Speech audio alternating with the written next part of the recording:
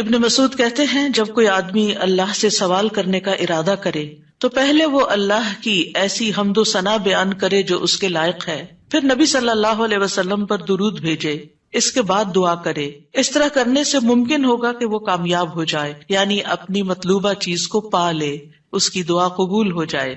حضرت علی رضی اللہ عنہ کہتے ہیں ہر دعا روک دی جاتی ہے یہاں تک کہ محمد صلی اللہ علیہ وسلم پر درود پڑھا جائے۔ یہ ان کے احساسات ہیں اور وہ سمجھتے ہیں کہ یہ درود ہی دعاؤں کو آگے بڑھانے والا ہے۔ مناوی کہتے ہیں کل دعاء محجوب، یعنی ہر دعا سے قبولیت روک دی جاتی ہے یہاں تک کہ دعا کرنے والا نبی صلی اللہ علیہ وسلم پر درود پڑھتا ہے، یعنی دعا اللہ کی طرف نہیں اٹھتی یہاں تک کہ اس کے ساتھ نبی صلی اللہ علیہ وسلم پر درود کو نہ ملایا جائے، کیونکہ درود دعا کی قبولیت کا وسیلہ ہے۔ ہم نے دعا کی اہمیت اور آداب میں پڑھا تھا کہ کچھ وسیلے ایسے ہیں جو جائز ہیں اور کچھ وسیلے ایسے ہیں جو درست نہیں ہیں۔ تو جائز وسیلوں میں سے ایک وسیلہ کیا ہے کہ ہم درود پڑھیں تاکہ ہماری دعا آگے بڑھے۔ دعا میں درود کی وجہ سے اللہ سبحانہ وتعالی ہماری ساری ضروریات کے لیے کافی ہو جاتا ہے۔ صحیح الترغیب والترہیب میں آتا ہے ایک شخص نے عرض کیا، اے اللہ کے رسول صلی اللہ علیہ وسلم، کیا میں اپنی دعا کا تہائی یعنی 1/3 حصہ آپ پر درود پڑھنے کے لیے مقرر کر دوں؟ آپ نے فرمایا ہاں اگر تم چاہو تو۔ اس نے کہا 2/3 2/3؟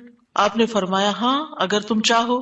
اس نے کہا اگر میں ساری دعا درود کے لیے مقرر کر دوں؟ تو رسول اللہ صلی اللہ علیہ وسلم نے فرمایا پھر تو اللہ تمہاری دنیا اور آخرت کے غم و فکر کے لیے تمہیں کافی ہو جائے گا۔ اس کا یہ مطلب نہیں ہے کہ ہم پھر کوئی دعا مانگے ہی نہ، اس کا مطلب یہ ہے کہ زیادہ سے زیادہ درود پڑھیں، یعنی دعائیں تو ہم مخصوص وقت میں پڑھتے ہیں یا پھر جب کوئی ضرورت پیش آتی ہے، لیکن درود ہم ہر وقت پڑھ سکتے ہیں، یعنی ہماری روزانہ کی جو روٹین ہے، چلتے پھرتے اٹھتے بیٹھتے، کیونکہ کچھ لوگوں نے اس کے ساتھ بھی بڑی پابندیاں عائد کی ہوئی ہیں کہ بغیر وضو کے درود نہ پڑھا جائے، سر پہ دوپٹے کے بغیر درود نہ پڑھا جائے، راستے میں کہیں درود نہ پڑھے۔ ایسا کچھ نہیں ہے، دعا ہو، ذکر ہو، درود ہو، وضو کے ساتھ، وضو کے بغیر، راستے میں، سوتے جاگتے اٹھتے بیٹھتے ہر جگہ پڑھ سکتے ہیں۔ صرف یہ ہے کہ نماز جو ہے وہ وضو کے بغیر نہیں ہوتی، وہ پوری طرح سطر ڈھانکے بغیر نہیں ہوتی۔ آپ لمبی سے لمبی نماز پڑھ رہے ہیں لیکن آپ نے ایسا دوپٹہ اوڑا ہوا ہے کہ آپ کے بال جھلک رہے ہیں تو آپ کی نماز نہیں ہوگی، آپ کی محنت ضائع ہو جائے گی۔ لیکن درود شریف کے وقت اگر آپ کام کر رہے ہیں، مثلا کھانا پکا رہے ہیں اور آپ نے دوپٹہ اتار کے ایک طرف رکھا ہوا ہے کہ بار بار وہ بیچ میں اٹک رہا ہے تو کوئی حرج نہیں، سر ننگا بھی ہے تو درود شریف پڑھ سکتے ہیں۔ تو درود شریف پڑھتے رہنے سے انسان کے سارے مسائل حل ہو جاتے ہیں، خاص طور پر اگر آپ کے دل پر بوجھ ہے، غم ہے، پریشانی ہے تو درود ان چیزوں کو دور کرنے والا ہے، ان کا ازالہ کرنے والا ہے۔ یہ دنیا اور آخرت کی خیر کو جمع کرنے والا ہے، کیونکہ اللہ تعالیٰ جس کو غم اور فکر میں کافی ہو جائے تو ایسا شخص دنیا اور آخرت دونوں کی پریشانیوں سے نکل جائے گا، کیونکہ نبی صلی اللہ علیہ وسلم نے درود کی فضیلت کیا بتائی کہ پھر اللہ تعالیٰ اس کو دنیا اور آخرت کے ہم و غم کے لیے کافی ہو جائے گا، یعنی پھر سارے معاملات آپ کے اللہ کے سپرد ہو جائیں گے۔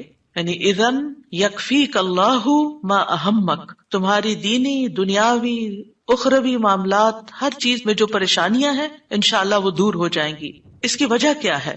اس کی وجہ یہ ہے کہ انسان اللہ سبحانہ وتعالیٰ کی طرف متوجہ ہوتا ہے اور ایک محسن کے احسانات کو یاد کرتا ہے، یعنی جیسے شکر نعمتوں کو بڑھاتا ہے نا، لَإِن شَكَرْتُمْ لَأَزِيدَنَّكُمْ، اگر تم نے شکر ادا کیا تو میں تمہیں کیا کروں گا؟ اور نعمتیں دوں گا۔ درود شریف کیا ہے؟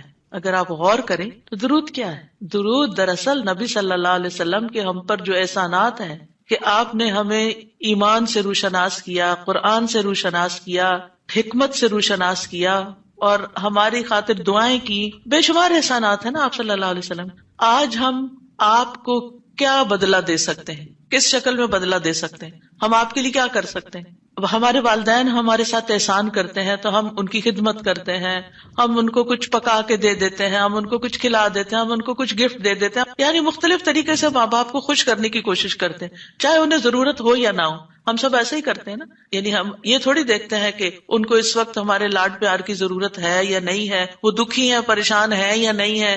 ہم اپنی محبت کا اظہار کسی نہ کسی شکل میں کرتے رہتے ہیں۔ وہ فوت ہو جاتے ہیں تو پھر کیا کرتے ہیں؟ پھر ان کو وزٹ نہیں کر سکتے، ان کو دیکھ نہیں سکتے، ان کو کچھ دے نہیں سکتے، انہیں کچھ کھلا پلا نہیں سکتے، پھر ہم ان کے لیے بس صرف دعائیں کرتے ہیں یا صدقہ خیرات کر دیتے ہیں. یہی چیزیں ان کو فائدہ دیتی ہیں. نبی صلی اللہ علیہ وسلم کے احسانات ہم پر سب انسانوں سے زیادہ ہیں، ہمارے ماں باپ سے بھی زیادہ ہیں ہم پر. اگر ہم سیرہ پڑھیں اور دیکھیں کہ آپ نے کتنے دکھ اٹھائے، کتنے غم اٹھائے، کتنی پریشانیوں سے گزرے، تو حیران ہو جاتا ہے انسان کہ اتنی بھی سچی خیرخواہی کسی انسان کے اندر ہو سکتی. النبی اولی بالمؤمنین من انفسہم، نبی تو تم سے بھی زیادہ تمہارے لیے مہربان ہے. یعنی ہم اپنی جانوں کے بارے میں اتنے فکر مند نہیں ہوتے، ہم اپنے آپ کو خود جہنم کی آگ سے بچانے کے لیے وہ فکر نہیں کرتے جتنی فکر ہمارے نبی صلی اللہ علیہ وسلم نے ہمارے لیے کی. تو ان کے احسانات کا بدلہ کیسے دیں گے ہم ان کے لیے کیا کریں گے؟ ہم ان کے لیے درود پڑھیں گے. تو یہ درود کا پڑھنا، آپ کے احسانات کا بدلہ تو ہم کہاں سے دے سکتے ہیں، لیکن اس کے جواب میں ایک شکریہ ادا کرنے کا انداز ہے، ان کی مہربانیوں کو ایکنالج کرتے ہیں. کیونکہ جو شکر گزار انسان ہوتا ہے وہ دنیا میں بھی مطمئن ہوتا ہے، اس کی ایک فلفلمنٹ ہوتی ہے، اور پھر یہ ہے کہ اس کے آگے کے مرحلے بھی آسان ہوتے. وہ جس کے ساتھ بھی شکر گزاری کا معاملہ کرتا ہے، عام انسانوں کے ساتھ بھی، تو وہ ان کا محبوب بن جاتا ہے. تو جب ہم اللہ تعالیٰ کا شکر ادا کرتے ہیں تو کیا ہم اللہ کے محبوب نہیں ہوں گے؟ جب ہم رسول اللہ صلی اللہ علیہ وسلم کا شکریہ ادا کرتے ہیں، اور شکریہ ادا کرنا صرف زبان سے تھینک یو کہنا نہیں ہوتا، وہ مختلف طریقے سے کسی کو دعا دینا بھی. یعنی اگر ہم کسی کے احسان کا بدلہ صرف دعا کی شکل میں بھی دیتے ہیں تو یہ بھی شکریہ ادا کرنے کی بہت بڑی قسم ہے. اور پلٹ کر واپس تو اپنے اوپر ہی آتا ہے. یعنی جب شکر کسی کا ادا کرتے ہیں، جب کسی کے احسان مند ہوتے ہیں، ایک ہوتا ہے بس صرف تکلفاً رسماً ایک فیشن کے طور پہ، ایک روٹین کے طور پر کسی کو تھینک یو بول دینا، نہیں، دل سے جینوئنلی دوسرے کا شکر گزار ہونا، یہ اس کے دل میں آپ کی محبت بڑھاتا ہے.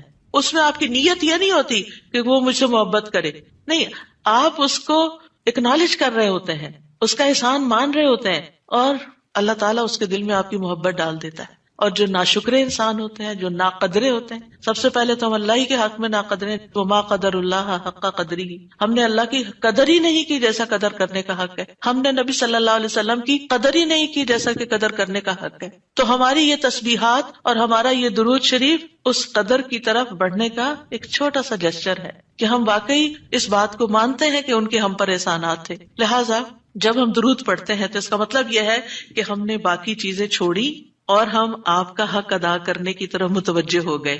تو یہ چیز اللہ تعالیٰ کو کتنی پسند آتی ہوگی کہ یہ اپنے لیے کچھ نہیں مانگ رہا، اپنے لیے نہیں کچھ مانگ رہا، اپنی باتیں نہیں کر رہا، یہ اپنے غموں کو بھول کے، اپنے کاموں کو چھوڑ کے صرف نبی صلی اللہ علیہ وسلم پر درود بھیج رہا، یعنی ان کا احسان مان کر ان کا شکریہ ادا کرتے ہوئے ان کے لیے دعا کر رہا ہے. نبی صلی اللہ علیہ وسلم اللہ تعالیٰ کے محبوب ہیں، سب سے بہترین بندے ہیں، سب سے بہترین نبی ہیں. اللہ تعالیٰ ان سے محبت کرتا ہے. اللہ تعالیٰ فرماتے ہیں قل ان کنتم تحبون اللہ فاتبعونی یحببکم اللہ، کہہ دیجیے اگر تم اللہ سے محبت کرتے ہو میری اتباع کرو، اللہ تم سے محبت کرے گا. تو نبی صلی اللہ علیہ وسلم کی اتباع ہو، آپ کی سنتوں پر عمل کرنا ہو، آپ پر درود پڑھنا ہو، یہ سب کس میں اضافہ کرتا ہے؟ اللہ کی محبت بندے کو ملتی ہے. یحببکم اللہ، اللہ تم سے محبت کرے گا. اور اللہ تعالیٰ جس سے محبت کرے پھر اس کی تو بات ہی کیا، سیجعل لهم الرحمن ودا، اس کے مسائل کیسے حل نہیں ہوں گے؟ اس کے مسائل ضرور حل ہوں گے، اس کے غم دور ہوں گے، اس کی پریشانیاں دور ہوں گی. لہٰذا جب ہم اس سٹیٹ میں آ جاتے ہیں تو پھر آپ دیکھیں کہ یہ درجہ اس سے بھی بڑھ جاتا ہے جو ہم اپنے لیے خود کچھ مانگ رہے ہوتے ہیں نا. کیونکہ جب آپ کو کسی سے محبت ہوتی ہے تو آپ اس کے لیے کچھ بھی کرنے کو تیار ہوتے ہیں. یہ تو انسان کا حال ہے، انسان کی محبت ہے نا. تو جس انسان سے اللہ کو محبت ہو پھر اس کے مسئلے کیسے حل نہیں ہوں گے؟ اللہ سبحانہ وتعالیٰ اس کے لیے بہترین چیزیں کیوں نہیں کریں گے؟ تو اس طرح یہ درود جو ہے وہ دعا سے بھی بازی لے جاتا ہے کہ انسان اللہ کی محبت حاصل کر لیتا ہے، اور اس کے نتیجے میں دعائیں قبول ہوتی ہیں اور اللہ تعالیٰ کی طرف سے رحمتیں آتی ہیں، درجے بلند ہوتے ہیں، گناہ معاف ہوتے ہیں. لیکن اس کا یہ مطلب ہرگز نہیں کہ آپ باقی دعائیں نہ مانگیں، کیونکہ خود نبی صلی اللہ علیہ وسلم نے ساری دعائیں مانگی ہیں. یہ جو ہم آپ کو جتنی بھی دعائیں سکھا رہے ہیں یہ مسنون دعائیں ہیں، ان کو دعا سمجھ کے پڑھیں اور اس کو ریپیٹڈلی پڑھیں، کیونکہ دعا میں تکرار بھی ضروری ہے. ہم آداب میں پڑھ چکے ہیں، اصرار ضروری ہے، تکرار ضروری ہے، افتقار ضروری ہے. تو اپنی محتاجی، اپنی عاجزی، اپنی ہمبلنس کو ظاہر کرتے ہوئے اللہ تعالیٰ سے مانگتے رہیں. تو درود جو ہے اس کے بارے میں جو قرآن مجید میں آتا ہے، آیت دوبارہ سنتے ہیں، بے شک اللہ اور اس کے فرشتے نبی پر رحمت بھیجتے ہیں، اے لوگو جو ایمان لائے ہو تم بھی ان پر درود بھیجو اور خوب خوب سلام بھی بھیجتے رہا کرو۔ ان اللہ وملائکتہ یصلون علی النبی، اللہ سبحانہ وتعالی خود اور اس کے فرشتے نبی صلی اللہ علیہ وسلم پر درود بھیجتے ہیں۔ اللہ سبحانہ وتعالی درود بھیجتے ہیں، اس کا کیا مطلب ہے؟